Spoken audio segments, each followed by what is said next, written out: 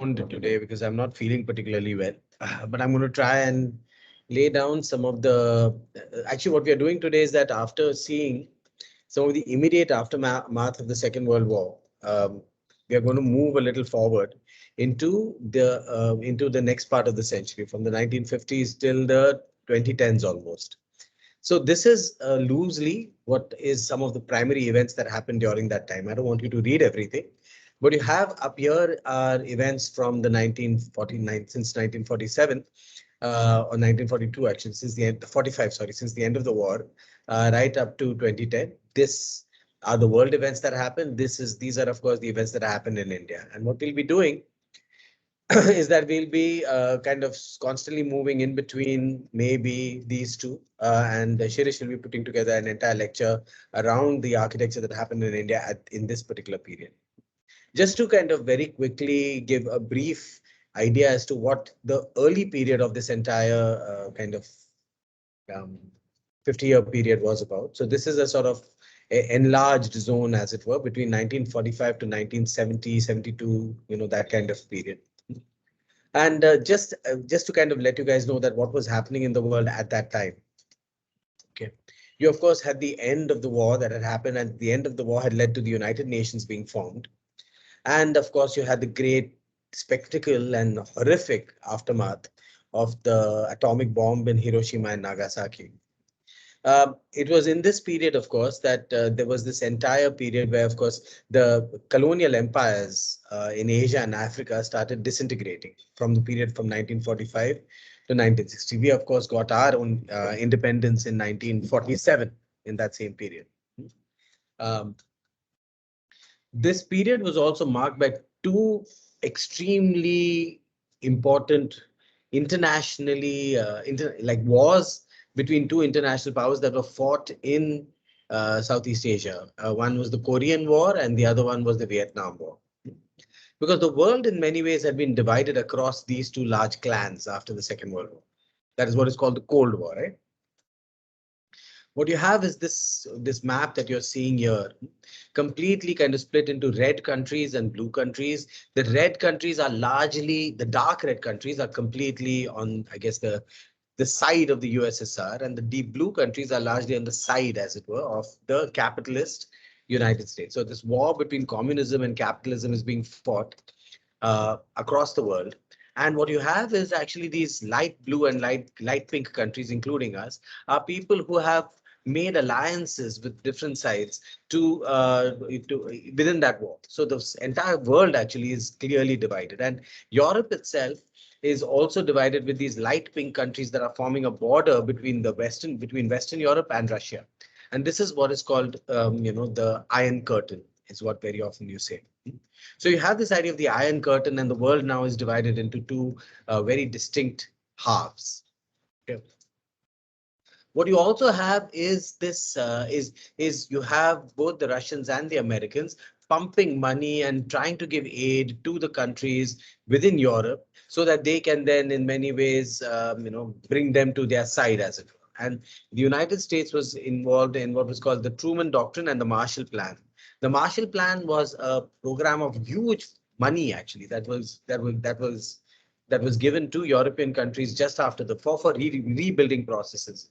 And this is very important because if you look at what happens in the Second World War period, America really becomes an important cultural center and a center for thinking about architecture and thinking about art that wasn't there earlier, because with its financial power also comes cultural capital. And if you remember, many of the kind of German architects and intellectuals had now moved to America, like they had when we looked at the Black Mountain College, right? But the main wars that happened, these two kind of red wars, the Korean War and the Vietnam War, were wars fought somewhat in Southeast Asia between the Americans and the Russians on foreign soil. So you have this, which is North Korea, which was communist, and South Korea, which was capitalist, and you have a border that gets formed between them. And the same thing happens in Vietnam, North Vietnam versus South Vietnam, and Cuba, which is right in the kind of, I mean, in literally the armpit of the United States, also is a communist country. So you have this that creates what is called the Cuban Missile Crisis at that time. So these the big powers never go directly to war, but are actually fighting a war through kind of other countries, sometimes through spies and espionage sometimes. So this is what is called the Cold War. And of course, both countries have access to nuclear weapons. And that, of course, keeps everything on tenterhooks. Everyone is kind of constantly worrying as to any country that kind of decides to use the nuclear weapon can effectively, it's called MAD, mutually assured destruction. That can happen. This is also the age which is called the nuclear or the space age, because it is in this period from now since 1946 to the 1960s that you have man's exploration of space that really begins to take off. From the first photograph of the Earth from space in 1946 through the first, oh God, sorry, this. I got completely wet. The rain suddenly kind of came horizontally through the window. Through Laika, who was the first animal Russian kind of dog in space, man in space, and the first walk on the moon, of course, in 1969, Neil Armstrong. So this is also a period when new horizons are emerging, where the Earth is now being seen as one planet. And everything that we do now can affect each other. And now, like I said earlier, the great decolonizations start happening at this time. You see the whole of Africa, which was colonized by the 1960s, is completely free. India, of course, the subcontinent is free by 1936. Sorry, I need to just dry this because everything is wet right now. Yeah, sorry, and I am soaked. Yeah, and my mouse wasn't working because of that. What also happens in this time is that you have in 1955 these newly independent nations start creating a movement that says that we don't want to be completely aligned with the Russians or the Americans. Let's create a separate third front, which is called the non-aligned movement later on. But it happens at a conference at Bandung. So this is where the Bandung conference begins to alliance all the southern countries together into some form. So it's in some ways the beginning of a self-conscious third world. This is also the period where after the wars, suddenly there are a lot of new kind of civil rights movements that happen, not only in America, but actually all over the world. From Dalit movements that the new Buddhist movements when Ambedkar converts to Buddhism in 1956 in India, to the gay pride parade. The first gay pride parade happened in 1969 in America, and the women's liberation movement that happens at this time. Along with these, of course, the civil rights movements that happen, which is in America, where Martin Luther King and Malcolm X become central to the idea that everyone needs to be equal, everyone needs to be free. At the same time, you have this certain, and it's all part of this thing that ends up being called the 60s, swinging 60s, flower generation, all of this stuff, right? You have, an event like Woodstock, which of course is a rock music festival, which is not just a rock music festival, but actually it becomes representative of a certain kind of free love, free sex, lots of drugs, let's stay chill, let's stay happy sort of way in which young men and women especially start living their lives. Those, of course, end up being called hippies, much disparaged later on. But there was a way in which there was an imagination that we are all part of one family and we need to kind of get rid of all these old restrictions, all these old conservative imaginations and live free in the world and nature. And all of these imaginations, everything that you're seeing right now, starts really becoming effective in the way that architecture itself starts seeing itself and its role in the world. This is a famous drawing by Charles Jenks, and the period that we are looking at, which is looking at actually the history of architecture, and it's a kind of strange chart which I can never understand. But what we'll be doing is really looking at this period here. Between the 1940s to the 1960s. We'll move to this part maybe at the end of the semester and across the next semester. Today's lecture is actually going to be really looking at this group that is called Team X or Team 10. Just to go back to the timeline, this is the timeline. If you guys remember, this is the period that we are looking at, the Bandung Conference. This is the 1960s and the 70s. All these red lines are people that we'll be looking at across this semester. We've already seen, I think, Chandigarh and the period that it was born. And Chandigarh, in many ways, is representative of a certain kind of modernism that is happening in India in the 1950s, early in the 1950s. But the most important thing that we're going to look at is this that you're seeing at the bottom level. That is Siam. You guys remember Siam? Siam was the group of architects who, under kind of Le Corbusier to some extent, came up with this modernist, came up with an, I guess you could call it an imagination of what architecture was supposed to do to rebuild cities after the First World War and also after the Second World War. Black Mountain College we saw last time, that happens until now. Right? What is happening, of course, is that Siam has already been extremely influential in impressing upon powerful governments that modernism is the answer for the new world. And a city like Chandigarh, a city like Brasilia in Brazil, or the Pruitt-Igoe housing towers in St. Louis in America, which of course was demolished later on. All of this become part of that imagination. So modernism has become, I guess you could say, the language of architecture and the understood language of architecture, certain kind of rational modernism. And that in many ways is the success and the failure of Siam. While this is going on, you have architects, the big three-star architects that we looked at, building their famous buildings. This is Corbusier has moved into his muscular concrete phase with Ronchamp and La Tourette.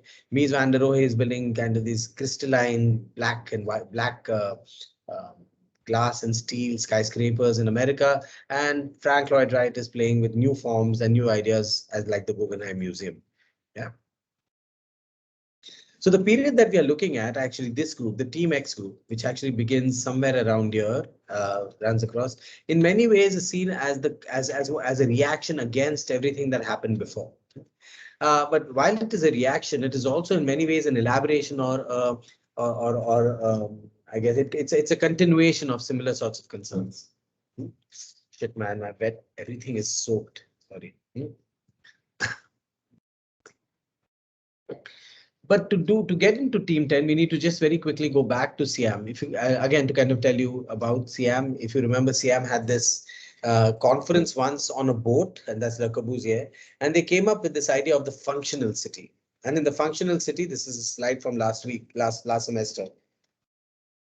They decided that शहर जो होता है, that's made out of 4 important sections. The 4 functions: dwelling, recreation, work, and transportation. And they then went ahead to say that one needs to kind of functionally separate cities, keep transportation separated. Everything was about separating cities until every function was able to work by itself. What you had actually is in this particular Siam, which is 1956, which happens after the war, almost 10 years after the war. They have this theme that they call habitat, on habitat. And it is in that theme that in that kind of conference that you have actually a group of architects, largely young architects, who begin to rebel against this sort of conservative imagination that they felt that Siam had. And they then come together and call themselves Team 10. They include architects that we will see later on, but architects who are central to it are Alison Peter Smithson, Aldo Van Eyck, Giancarlo De Carlo, Ralph Erskine. We won't meet all of them today. We'll probably meet only one strain today. We'll meet some of the others over the next 3 weeks, because Team 10 is actually what we'll be spending the next 3-4 weeks thinking about architecture at that particular period through Team 10. Of course, not everybody who was doing architecture at that time was working within Team 10, but we are looking at Team 10 as representative of certain imaginations of the role of architecture in that particular period of time in the European, actually around the world as well. So this is today's lecture. This is what we'll be looking at. Same theme running across.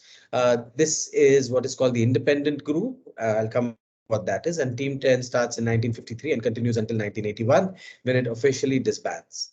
And the movement that we'll be looking at that all of these buildings then belong to is a word that we very often constantly hear called brutalism.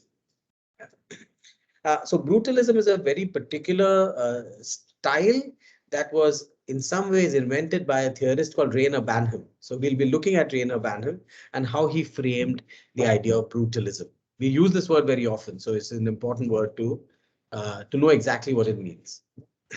We'll be starting off with looking at actually a manifesto that Team 10 came up with. In this manifesto, in many ways, you can see the fact that they are fighting the functionalist imagination of what Siam jo bol rahe the ki char functions hai. They are saying that it's not like that.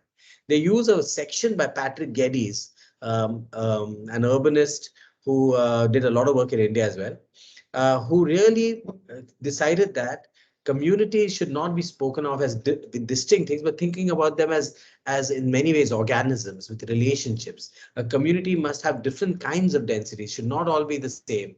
We should really think about scales of association when one is thinking about a city. So this is a famous drawing by him that shows how the scales keep changing as you come from the mountains into the city, and how that is important that one thinks about cities through social relationships also, and not merely through functional needs. So the Team 10 group was constantly trying to come up with new utopias, new imaginations, in other ways, in other words, to structure these new realities after the Second World War. And one of the important things that they did is that they felt that ye jo purana jo functionalist imagination tha, that had alienated everyday life jo hota hai, people on the streets, normal people doing ordinary things. They felt that what this architecture had done by this kind of cleanliness, it had alienated everyday life. And that is a theme that you'll see across most of the Team 10 projects. But each of the ways in which they interpreted that alienation is different from is different, and that's what we'll be looking at.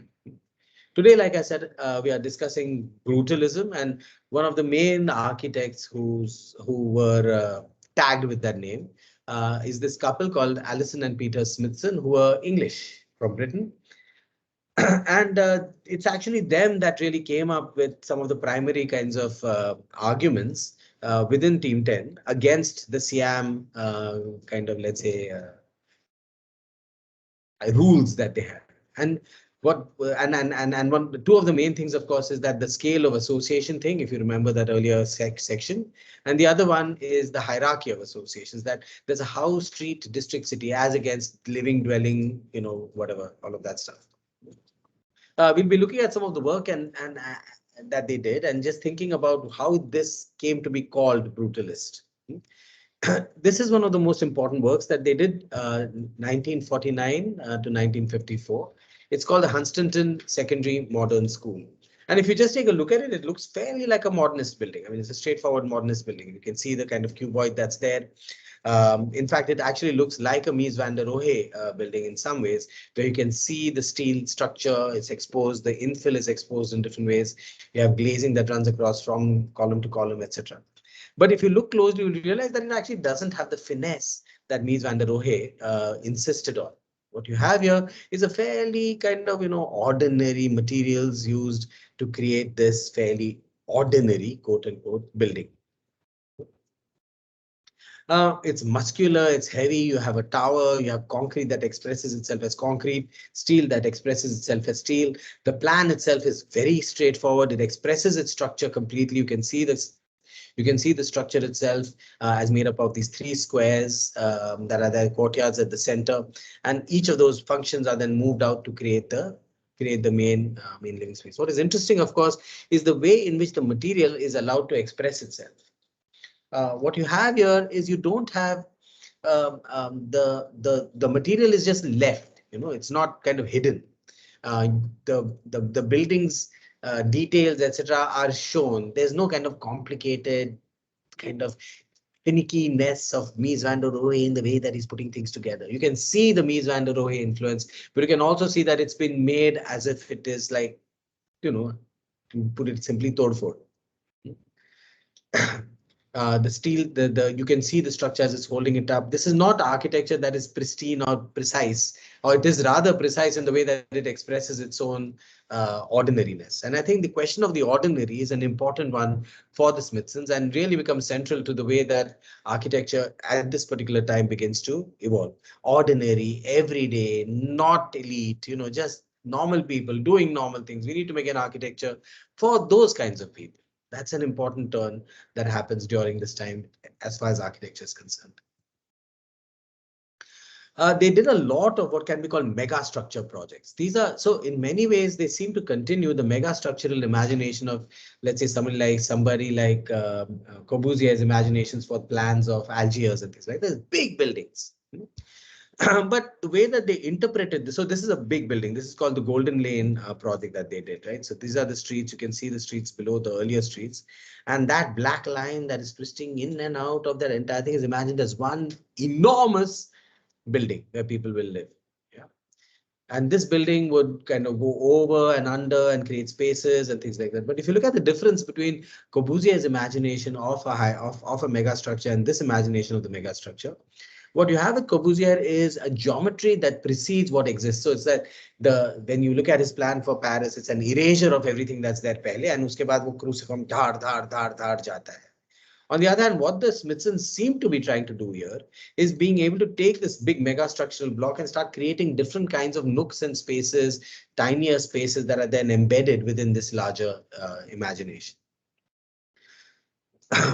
These are some of the drawings that you have over here, like a little kind of bit, quite detailed out. Like this is the plan of the mega structure. You can see the fact that there's a large corridor, service cores at the center, and then this is the way that, for example, within the structure itself, this is the way that it's imagined to move across the world. A drawing where it's photo montaged into it. I think it's an important thing to also think about the technique that they used. It's a photo montage technique. So these are techniques that are taking the everyday and kind of inserting other things in it. So it uses photography and montage as a mode of making arguments. Taking everyday life and kind of making it your own to make new arguments. You'll see that again even a little later on.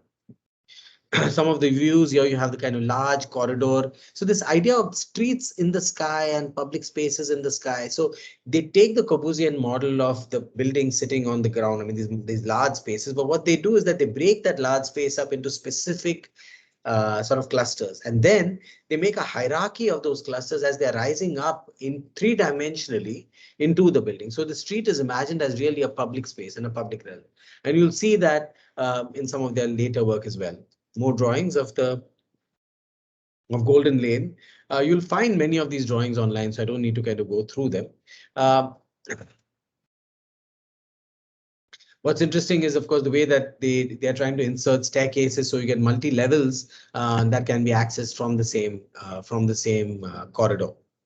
Like this, if you see the section on the right side, where there's an insertion of a public realm within the building that then becomes the way that things can access up and down. So every unit gets an access up or down to a public space. Another project of theirs that also in some ways represents this idea of the functionalist, but a twisting of the functionalist so that you are able to get specific spaces and specific objects is their project in 1953. So all of this is happening a little before actually the Team 10 kind of group comes together. This is their project for the Sheffield University building.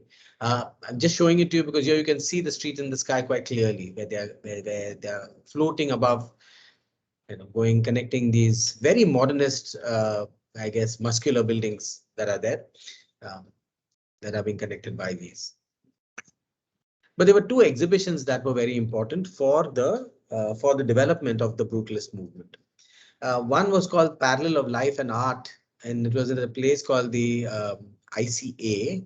And this was the Peter and Alison Smithson were working with two people, Nigel Henderson, who was a photographer, and Edward Pualozzi, who was a artist, right? And this is an image of the exhibition. And if you look at the exhibition itself, it was considered very kind of, how should I put it, radical at that time, because it was like I said, todfod. You had objects of everyday life all juxtaposed against each other, large photographs that are being put up. There was a way in which this was not about beautiful art, but it was about just taking images and kind of, I guess, juxtaposing them in kind of violent ways with each other.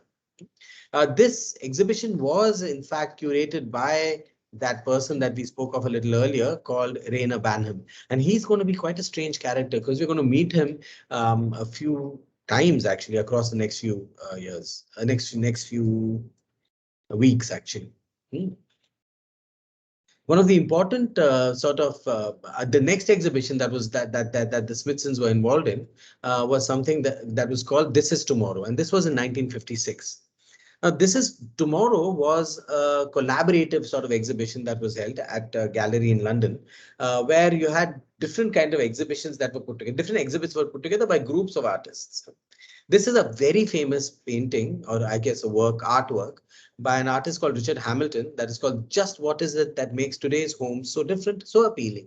And in that, you're able to see the way that art, if you just think about this and last week's pop art, if you guys remember Robert Rauschenberg's work, where when we were looking at Black Mountain College, where he's looking at taking everyday stuff, like Andy Warhol's work, taking popular images, taking magazines and things like that, and using them as the subject as well as the material of what he's trying to say with his work. You have this image, which of course has that strangely ironic title, Just What Is It That Makes Today's Home So Different, So Appealing? And here you have a pin-up model with something that is replacing or somewhere close to his penis. You have another kind of model that's over here, and you have this moon above. So there's a way in which almost the everyday home itself is turned into a place where all these commodities, all these images from the outside are coming in. And remember, this is 1956, when advertising has become an important kind of, you see advertising everywhere. So then this is a way in which advertising itself is then incorporated within the artwork. But what did the Smithsons do for This Is Tomorrow? They made one work that was called Patio and Pavilion, and they did it in collaboration with Palozzi and Henderson. And just to show you some of Nigel Henderson's work and Palozzi's work, because you get a sense as to what their common interests are. Henderson's work is focusing on everyday life of the streets of London, and that is important because these guys are all interested within the everyday life, within the things that are there around us. They are not definitely seeing themselves as anti-elitist. This is another work by Henderson, which takes photography of things that are around and turns it into a collage. Another work by him where he takes photographs of textures and glass and then turns it into collages them together to make a head of a man, and then takes a photograph of that collage and turns that into work. So definitely new media, definitely new sorts of images, taking the world of the everyday, turning it into art seems to be one of the things that Nigel Henderson is really interested in. And the same thing goes with the other character, Paolozzi, who's takes this is a painting by him in 1947, so almost 10 years before the pop movement. This is it's called I Was a Rich Man's Plaything. And you have the same thing that he is doing, right? I was a rich man. He's taking an image that might be in a popular newspaper, that might be in a popular magazine, and turning it into a critique of itself, or turning it into a critique of society. Because he's really interested in the way that our popular capitalist, that our capitalist culture is turning more and more into a culture of commodities. Another painting by him, here you're seeing it's a psychological fact, pleasure helps your disposition. And you have these cutouts from vacuum cleaner magazines, public kitchens, they're selling you kitchens, etc., and then putting it together to create some sort of critique, or at least getting us to smile a little.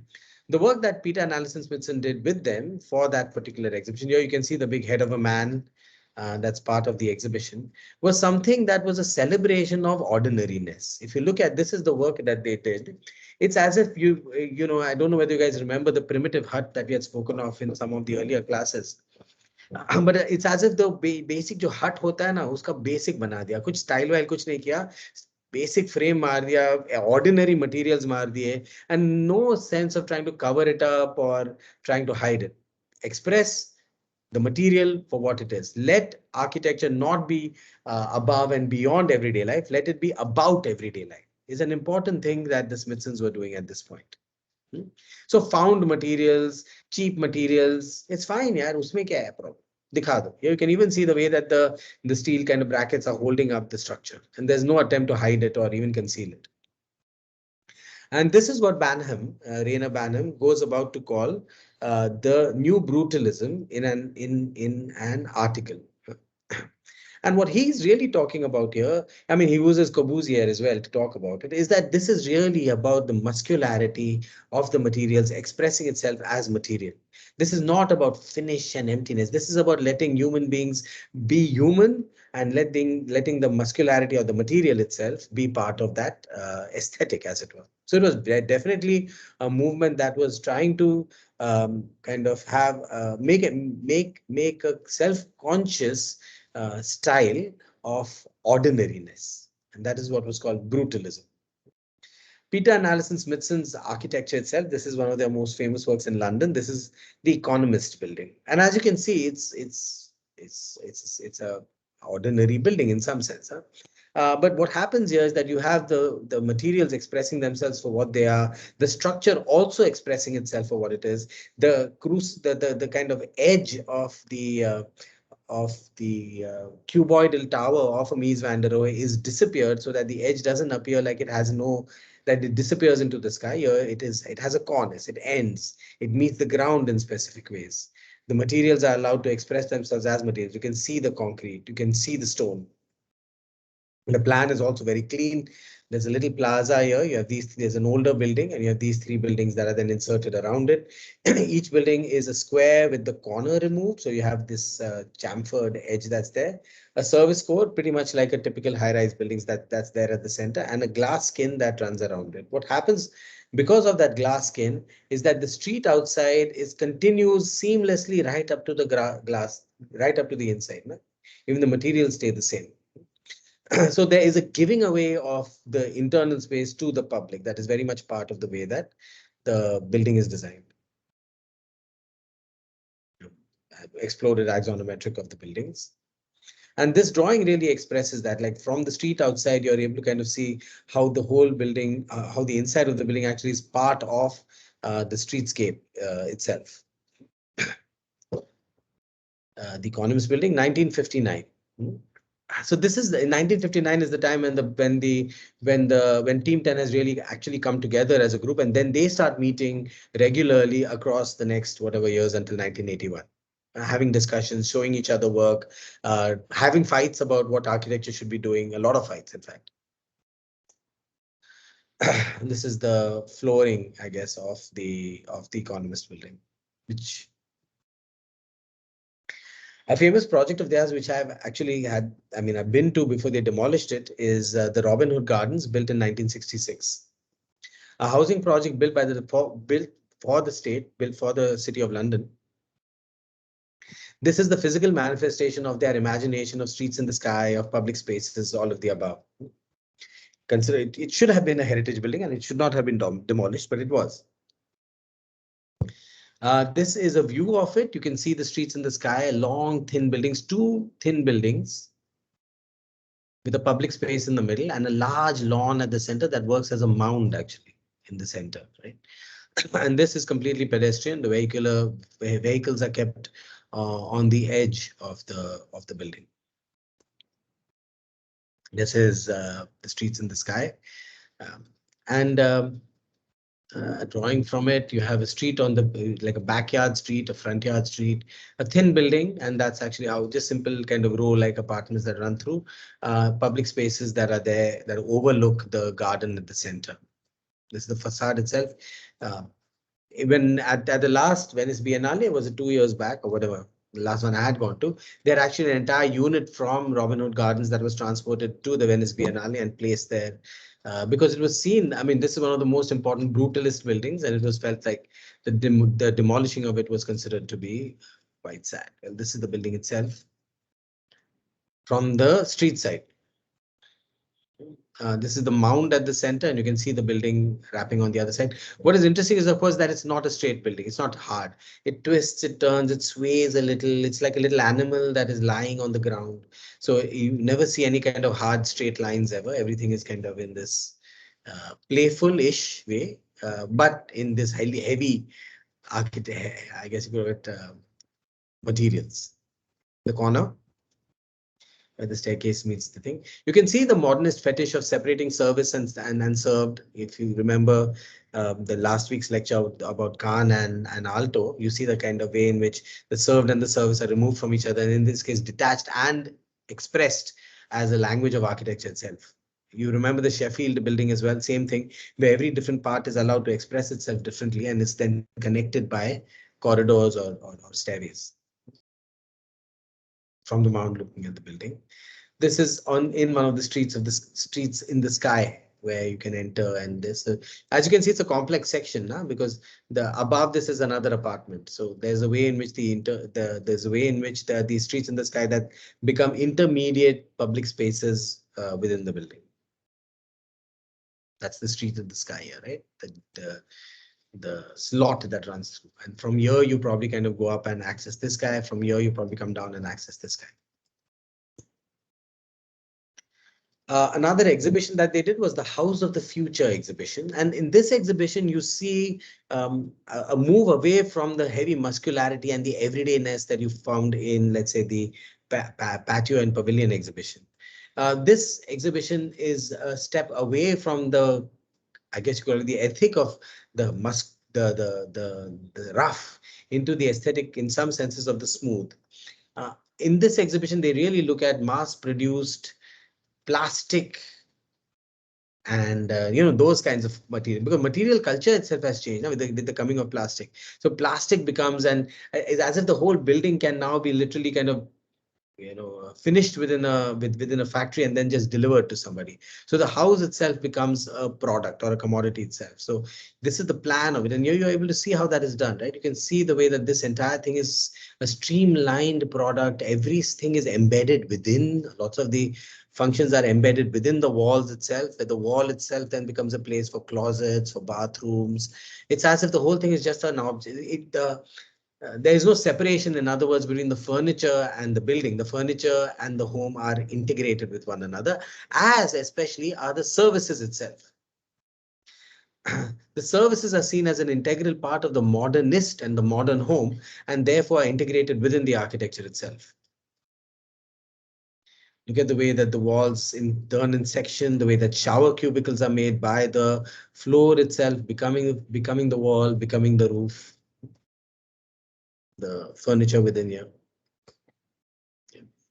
Some images of it. And you can see there's a sort of modishness around it, the way that the streamlining happens. I presume how the colors were as well. I mean, I don't have any color photographs, unfortunately. But here's the. So this is really being projected as the house of the future. Like as if IKEA, in some senses, can just, you can buy a house with the click of a button and they can deliver this to you entirely in one shot. We're not kind of, I mean, I've seen somebody who does something like that almost right nowadays. One of the last projects of theirs that we will see is, again, another mega structure project. The reason I'm showing it to you is that it is actually directly connected to the rebuilding of Berlin, which was completely destroyed after the Second World War. And through the Marshall Plan, there was a lot of money being pumped into the redevelopment of Berlin, especially West Berlin, which was controlled by the capitalist West, I guess. And if you see this kind of line here that is streaming over and above the older grid structure, it harks back to the Golden Lane project that I showed you a little earlier. And this is the plan itself. So again, here they're back to the mega structural imagination. This building just kind of goes thud everywhere, all over it. Yeah, and creates these courtyards within. Some of the older buildings are kept, some of the gardens are kept. And the building literally floats above, and you kind of rise up into that other space that's there above, that then connects all of these towers together. You can see a bit of an echo of this kind of imagination in something like the High Line project in New York even today. And these are sketches made of that project. Separation of traffic, that was one of the fetishes of the modernists, is also a fetish here, but the section becomes the place where that happens, and the pedestrian movement is imagined as a completely different stream or a different place for public gathering entirely. Which brings me to a term, actually, a term that is invented almost by them, which is called the matte building, the matte building. And now the matte building was a term invented by Alison Smithson. And her idea was that a building should allow for as much flexibility as possible. So this is a huge mega structure. This is the Free University of Berlin. I don't think it was completely built like this. But it was designed by Candelis and Josik, who were part of Team 10. So you see this huge, never-ending sprawl of a grid. And the idea was that this mat, it's like a mat लगा दिया और उस mat के अंदर जो करना है कर. So Allison's definition is that mat buildings can be said to epitomize the anonymous collective, where functions come together to enrich the fabric and the individual gains new freedoms of action through a new and shuffled order based on interconnection, closed-knit patterns of association, and possibilities for growth, diminution, and change. Diminution. Okay. So the idea is a grid bana diya, aur is grid ke andar things can come, things can go, things can become larger, smaller. It only becomes in some ways a scaffolding upon which we can then live our life. So with the making of the megastructure, there's this idea that a lot of freedom can be released. And this imagination will come back to haunt us when we are looking at the situationists and their work as well later on. To end the lecture, I just thought I'll show you two iconic kind of brutalist buildings. They have become like iconic by literally, when you say brutalism, this has like become the Shah Rukh Khan of it, as it were. So this is a brutalist building. It's called the Trellic Tower, designed by a man called Erno Goldfinger, whose work is actually very interesting, and it's worth following his work up by seeing the work that he's done across Europe, actually. Interesting work.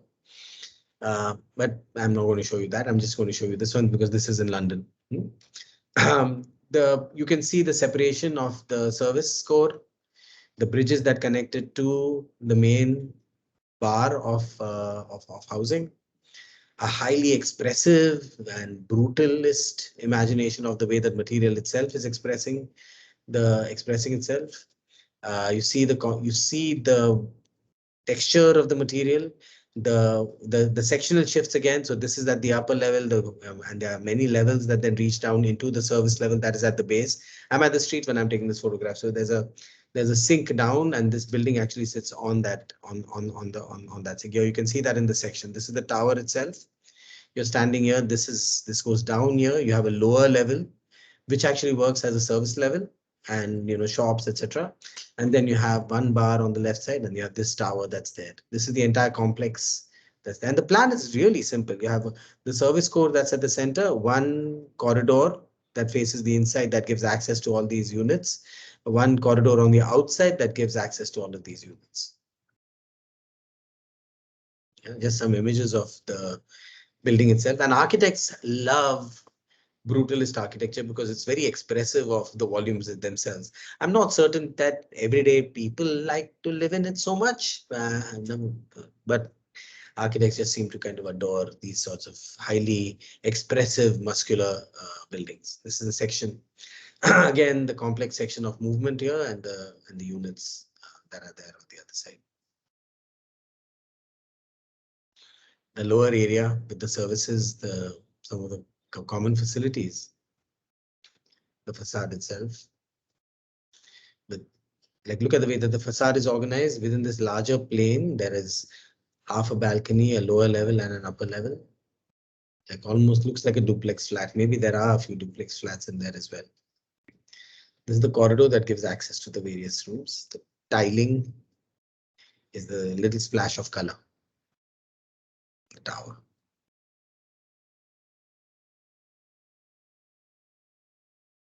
And photographs excitingly. The next project is the Barbican Estate, and this is the last project for the day. The Barbican Estate is a huge, like really a mega structure, right in the heart of London. What had happened is that, I mean, literally like a 10-minute walk or something from St. Paul's Cathedral. What had happened, of course, in the war is that London had been bombed like hell, and the heart of London had been bombed. So a lot of it was completely devastated. There was a need felt to do a redevelopment project, and that redevelopment project was to create middle and kind of middle class housing of sorts. And it was imagined that there would be a competition to create that project. Lots of units were required, and this is the plan that emerged at the end of it. This entire area had literally been erased by the war, leaving only a few fragments like this church, etc., that was still there. You can look at the texture of the fabric around here. Look at the sizes of the rooms. Look at the sizes of the buildings. And look at the size of this project that's in red. See the way that this road cuts through here, turns across, becomes this road cuts through, and then this enormous thing is the Barbican Estate. And if you look closely, what they do within the Barbican Estate is that they start leaving a few fragments of some of the buildings that once existed. And they start creating new plazas everywhere, like terraces is what they call them, terraces across each of these areas that are then connected at the ground level, but also at a pedestrian level that is above the ground. And it's of course sold as a place for I guess you could say middle class executives to live in. How to make senior executives happy in London? Live in Barbican, a place for living. A very look at like this is in the heart of London. You see the way that there's a generous large space in the similar way that you would imagine the Golden Lane, or in fact the plan that the Smithsons had made for Berlin.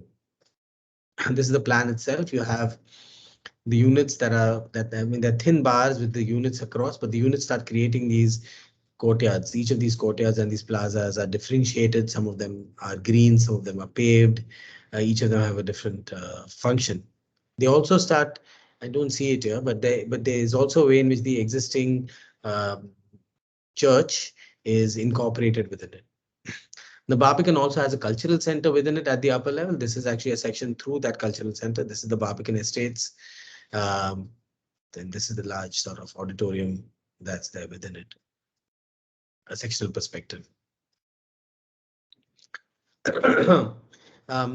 So this is again within the Barbicans, that arc that you see. This is another section through that same cultural center. And the way that you enter that cultural center is actually through the streets in the sky that connect to the other housing around, that connect across to the streets on the other side. So this then becomes like literally a public space that you can enter and move through, that includes cultural establishments like art galleries and bookshops and libraries, etc. This is the Barbican. This is the first plaza. You can see that's a large water body. These are where I'm standing right now is one of the streets in the sky from where you take photographs of the space. And it's completely open, and you can kind of descend down that stair into this, and this is works as a public space there. This is one of the streets that you walk down, and this is like literally interconnected across, like everywhere. You can walk as a pedestrian through this whole thing, connected from one end to the other. That's the church on the left side. I wish I had a better photograph of that. Maybe I do a little later on. A church that's been incorporated in one of the courtyards at the Barbican. Backyards for some of those houses. So literally at the lower level, there are little row houses that have backyards that then overlook into those plazas. So there are many different kinds of typologies that are then inserted within this mega structure. Another image of the Barbican, and even the units are of even the volumes are of different sizes. Like this is one height. These are also part of the Barbican. These towers. This is another type. So all of these then together form like a mini city of sorts within London, in the heart of London actually. Another image of the same thing. The word brutalism, I felt requires a little bit more elaboration, so I'll just kind of go over that once. Brute is brutal, which is actually basic or raw. There was an entire art movement as well that was called Art Brut, and Jean Dubuffet is one of the main proponents of that art movement. It's imagined that that there is a certain primitiveness within our culture, within our true cultures. And what for them true cultures were primitive cultures, archaic cultures, like tribal cultures, etc., or children's art. It was felt that with civilization we had lost touch with that more true, honest part of ourselves. This is what they imagine. I may not agree with them, but this is what they pushed. And the idea was that within art, for us to be able to express that truth, that's the general idea. So pure and authentic creative impulses where the worries of competition, acclaim, and social promotion do not interfere. That is what Art Brut was trying to do, or rough art. These are some of the works by Dubuffet. You can see there's almost a childlike movement of the hand, and like crayon, like I say, as if a child has drawn it.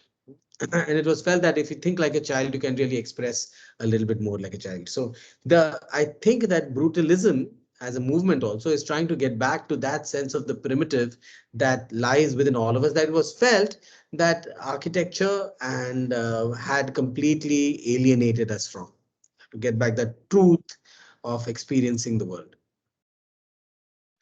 One mega structure project that I just had to show because it was actually the cover of a book that by Rainer Banham, written in the 1970s, I believe, called Mega Structure: Urban Futures of the Recent Past. And he's writing this, I think, in 70s. So it's really a look back at the 60s and all the mega structure projects that had happened at that time. And this mega structure project is by Paul Rudolph, an American architect, who had this imagination for Lower Manhattan, New York City, where there would be a mega structure that would just run across the whole city with a metro line and highways that are all there at the base. And this entire pyramidical form would kind of go relentlessly across and transform the entire city. This is it's called the Lower Manhattan Expressway project by Paul Rudolph, 1967.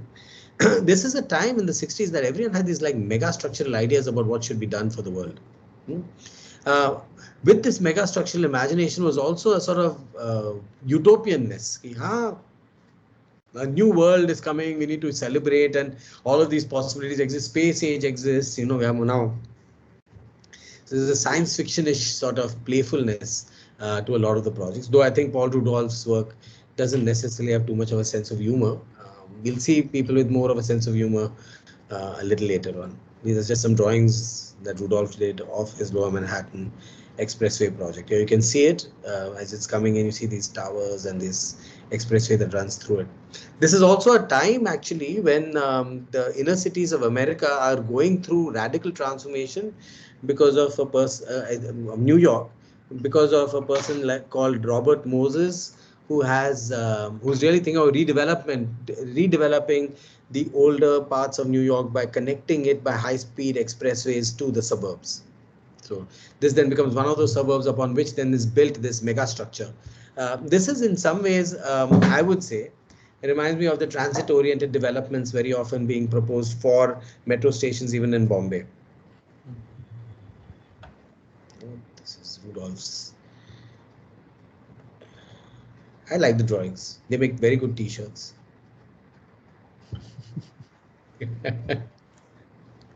But again, streets in the sky, all of the stuff that you see. Right? So this is what we've seen today. Right? We saw the end of Siam. The last Siam was held in 1959. After that, it just disbanded. Team X, meanwhile, had started parallel meetings and they continued to kind of meet all the way across till the 1980s. We won't be looking at some of the later work. We'll be primarily focusing on the work in the 1970s. In fact, I believe Team X, Doshi also went for some of the Team X meetings, if I'm not wrong. We saw this entire arc, from the Hunstanton School, Golden Lane, the two exhibitions, This Is Tomorrow, Parallel of Life and Art, where we saw the works that were done, the work by Richard Hamilton, and we saw the architecture. We saw the Economist Building, Robin Hood Gardens by Peter and Alison Smithson, and we saw the Barbican, which was in the 1965, and of course, because it was a large project, continued construction all the way up to here, and we saw the Trellic Tower by Arno Goldfinger. What has happened over the past few years is that brutalism was severely attacked because it was brutal. It was felt that it was very, very, very inhumane, and a brutalist architecture also became representative of socialist and communist thinking. And after the end of the Cold War in the late 80s, there suddenly seems to now, especially 20 years after that, 30 years after that, for God's sake, there seems to be a nostalgia back for brutalist architecture. In fact, there is a website that is called, an Instagram handle that is called Cats of Brutalism, which is very cute because he keeps taking cats and putting them on brutalist buildings. Right? I should have gotten that, and maybe I'll just do it right now. Get one of the images.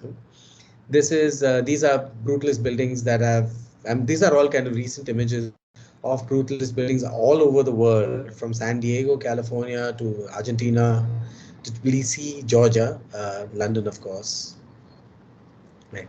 And in India as well. We also, yeah. Sorry, I was just saying. And in India as well, an architect like Shivnath Prasad is building in the 1960s and the 70s architecture that is. He has worked with Le Corbusier, and a lot of brutalism is inspired by later Le Corbusier and the architecture of Chandigarh. And these are some of the buildings that Shivnath Prasad has designed in the city of Delhi. And we'll be looking at this and more maybe later on when we're looking at Delhi model. That's it for now. Okay. Anyone else wants to ask questions or something? Oh, again, we didn't do it, Shirish. We had to ask questions for about last week. Damn. We are forgetting. We just get on to the every time we forget. Lecture. Yeah. Okay. Does anyone have questions? Can I stop sharing this stuff now? Yeah. Or does somebody want to see something back? I'll stop sharing. Where am I? Yeah. You are. We can see you. I can't see the window only. You have to stop sharing. So you have to find your window. Yeah. Now you can stop sharing. Find only where I was. Stop sharing? Again? Yeah. Now you've stopped. We can have questions from last week now. Chal, Louis Kahn and Alvar Aalto. Anyone has any comments?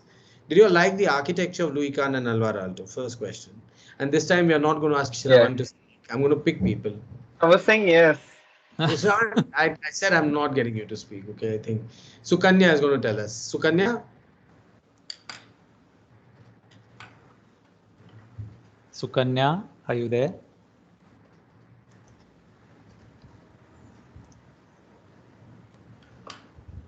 Okay, what about Nainika? They're slowly leaving. What about Nainika? Nainika?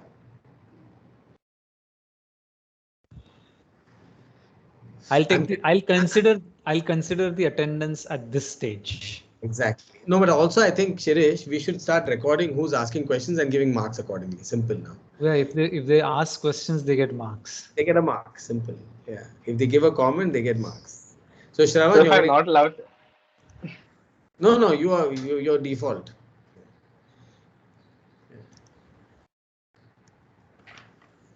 Yeah, that's true. Shravan is default. Shravan is default, yes. Yeah. We found Cats of Brutalism. Yeah, I think I already followed them, but I'm not getting the posts on my timeline recently. I don't know, the algorithm has been weird. There's one of them. One of them actually is the Shivnath Prasad building I showed you. Okay. Tanvi, do you have any questions? Last time also I didn't have a question, but I just wanted to comment that I really like those buildings as compared to others that we have seen. But I didn't have a question. Which buildings? Whose buildings? Alvar Aalto's, and when we were comparing both the buildings and how the one of them, for example, when we were looking at IIM and how we were considering that he didn't design the arc for students to sit and study there, but people still use it. So I really found those discussions interesting, but I don't have a question as. That's fine. You're not supposed to have questions only. You can just say things you liked and disliked also. You can say, I hate that building. That's also fine. Tanvi has earned 2 points. Tanvi has earned 2 points. Yeah. What we should do is we should come with, say, every session, we should come with a bag of, say, 20 points or 20 marks. Okay. Yes. Good idea. And then what we should say is, like, for example, let everybody ask questions and then decide the ones that get that, and then 20 khatam ho gaya to bag khatam फिर no more points. Okay. Correct.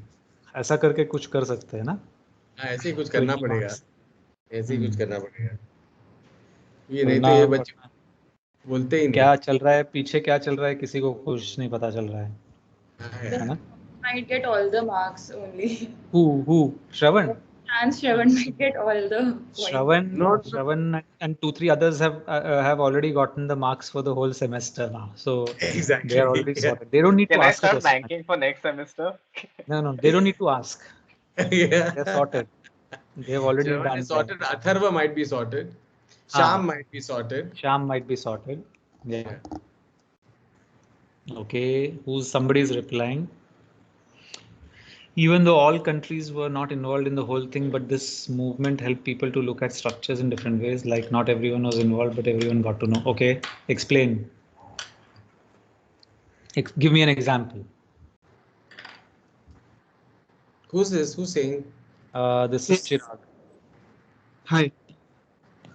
So like not all the architects were involved in the brutalist movement, but the kind of structures they built that they set an example for the world, like what a brutalist structure means. Like the building which Rohan showed, it had the like the basement floors were for the services and the upper floors were residential. So like that's some kind of example, like just example. I don't remember the name, but the example, like they set an examples for the whole world by doing it. Yeah, it became a very popular style actually. Because first of all, yeah, its aesthetic was such that it was like supposed to be pure, na? And true and for everyday people. So it was imagined as being very. Look what I found. I saw what I sent on the group. I put it in the chat. Oh, you didn't. Shri Ram Center with a cat. Wait a second. No, No, Rohan, where is it? नहीं आया मैंने chat में डाला नहीं है नहीं आया chat के हाँ box अभी न्यू मैसेज आया है but that is Atharva asking a question. Oh, Okay. The TVA building is also very brutal in some sense. Concrete is seen alien in some sense. TVA. You don't know what TVA is, no? I know what TVA is. Yeah, I don't know. Time Variance Authority. Okay, TVA building. I'm looking at TVA building. What is it? Oh, this one with a big ball in the middle. TVA. That one. I see. Tokyo. Fuji TV building. That's the one. The interiors, like जो लोके में दिखा है, the interiors are like more brutal. Your typical 70s office building. एक मैंने भेजा. Okay. हाँ. Oh, nice. Isn't it cute? Yeah. Not necessarily floor. Like if you look at the way that somebody like Bimal Patel uses concrete, he's not necessarily allowing it to be. He's using it for its smoothness. He's not using it for its roughness. Or even Tadav Ando, I don't think he necessarily uses it in a brutalist mode. But Ron, this guy's Prathama building is quite brutal. Yes, I would say Prathama, yeah. There's a I don't care two hoots about detail type of ness as for brutalism. You know, I'm like, hey, you know, there's a sort of muscularity in the sense that I'm macho. There is macho-ness hai usme. Which I don't think Ando's work has. Ando's work is more like, you know, it's about light and shadow and all. Some of Kanwinde's buildings are also brutal. Yeah. I just realized that like his dairy building and all that is like quite brutal in that sense. Does brutalism share links with minimalism, as both have common point of it is what it is? Yeah, I would say similar aesthetic. Yeah. I think different in a sense. I'll tell you the basic difference is this. Brutalism is saying that brutalism wants to have a relationship with people. Right? Saying that I want to express myself to you. I want you to feel my material. I want to do that. Minimalism is just saying that I am this only. The difference is that minimalist kinds of imaginations are not necessarily interested in human experience at all. While brutalism is interested in human experience. It's just trying to bring human experience central to the work and saying that we, as human beings themselves are full of everyday life, like, you know, they sweat and they like silly things and they like to play around with things, and you don't need to kind of act as if everything is like एकदम hyper elite. So जो है वो है a little bit like that. Not like human beings are like that. While for the life for the minimalist, it's like the work of art is truly just a plane. Samjha, the difference you've understood between the two things. Zara different. Shravan, not necessarily. Brutalism might not necessarily have what are called simple geometries. They have like expressive geometries, but not expressive, not necessarily But you simple. can break them down to the simplest elements of like converging together. I mean, with all architecture you can, but it's rather strays from the amoeboid in a lot of senses. It doesn't. Yeah, there are no free forms type of things. I have not seen any brutalist free Or if you look forms. at Roby House, you can only break it down to like two rectangles in plan in that sense. While brutalism kind of has these circles and all these columns kind of Might, forming the form. might. It's not a rule. I think it's fine. I I think think it was more the buildings we saw then. one can reduce brutalism to these. If I have to put it this way, brutalism can be reduced down to chunks. Like it looks chunky, like volume. Yeah, It exactly that. can be like Exactly that. yeah. But I don't know whether it's geometries. Understand? Na geometries, simple geometries नहीं बोल सकते, chunks बोल सकते हो, like big boulders. Yeah. So like this building here, right? The one that I have uploaded is, to my mind, this is a brutalist building, you know, like big chunks. Yeah. Yeah. The Prathama Blood Bank is like that. Yeah. Was brutal. brutalism inspired from the propaganda of the Soviet Union? Mm. I think tough one. The brutalism, because of its interest, because of its particular expressive interests, was a style that was first of all not particularly liked by the Soviet Union at that point, because the Soviet Union under Stalin until 1950 something, when did Stalin die? 56, 57 maybe. Until Stalin, the Soviet Union was into this. We will make क्या बोलते हैं वो socialist realism, like buildings to inspire us, that type of thing. But a lot of the architecture that was being built by them was built in RCC really fast and really crappy, and it was, I guess you could call it unintentional brutalism, the housing. Later, but a lot of kind of buildings that were built in the late 50s and 60s, they saw brutalist architecture be able to give uh, a language to socialist ideals. So yeah, if you look at a lot of brutalist buildings were actually built within the Soviet Union, but they were also built in India, and they were also built in London, and they were also built in America. So I'm not certain that one can make that connection very simply. But you may be right that there is some sort of connection that I don't know. Maybe something that might be worth exploring for research also. Interesting area to think about. Like why brutalism and the Eastern Bloc.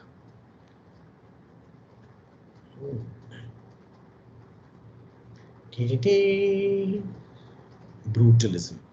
Shirish, we should start noting down the people who have asked questions. We'll make a note somewhere. Somewhere we should have a list. See, these are the people who have asked question. Which is Chirag, Atharva, Shravan, Tanvi, Fleur, Deep, Vaishnavi.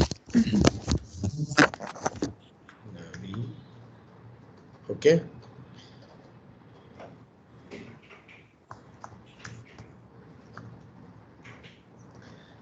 Very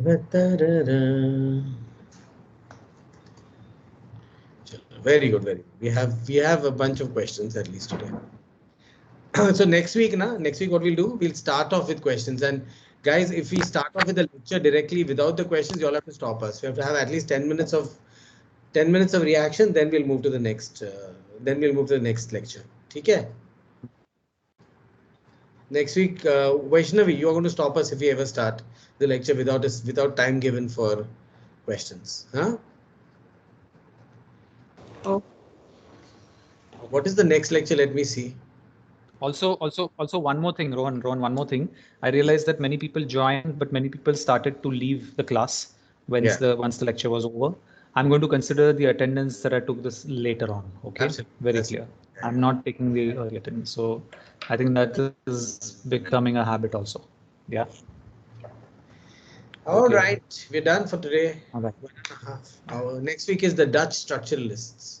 So Aldo van Eyck and Herman Hertzberger. I likes. Also fun work. Yes, fun work. Piet Blom. Are you showing Piet Blom also? Or no? Yes, we are. Piet Blom. Okay. Sure. Right. Bye, Sure. guys. Bye.